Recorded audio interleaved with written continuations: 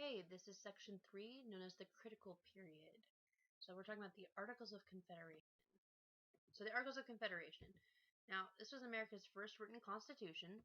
It served as the basis for America's national government until 1789, so it served for about 8 years.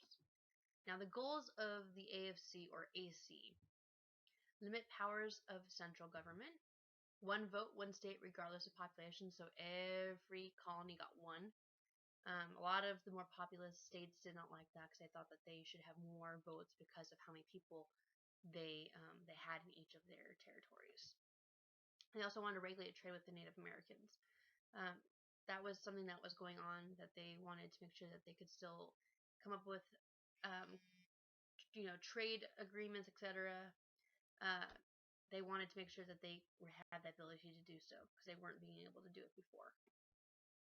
Now, there were some weaknesses, and we'll show a chart in a minute, but here's some major ones. Could not assign or collect taxes. No taxes, no money, no creation of government. The government would be nothing, which is terrible as far as you want to be able to fund everything. And if you can't fund it, then you can't. If you don't build it, they will not come, type of deal.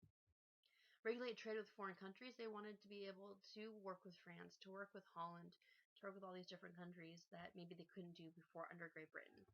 And there was no executive to enforce the laws. So who was enforcing the laws they're coming up with? There was nobody. And finally, be really unified. How could they do that? Okay. Now, the chart I'm about to show you is not mine. If you want the citation, you can come see me in class. But here's the best one I could come up with. Now, the weaknesses, okay, and we'll go at the outcome. Weakness: Congress had no power to levy or collect taxes. The outcome: the government was always short of money, always IOUs, and those don't go very far when you're trying to build a nation. Congress had no power to regulate foreign trade. The quarrels broke out among states, and trading with other countries was difficult. So maybe New York had a better rate than New Jersey, and so they ended up quarreling with one another because they both wanted to trade with France. There was no regulation there. Congress had no power to enforce its laws. The government depended on the states for law enforcement, and if the state didn't agree with the law that the Congress came up with, they wouldn't enforce it. So it was very choosy, okay, and hit and miss depending on which state you're in. You needed approval of 9 states to enact laws, so 9 out of 13, and that didn't happen very often. 13 states needed to approve amendments to the articles, okay, and there was no practical way to change the powers. 13 out of 13, yeah, right.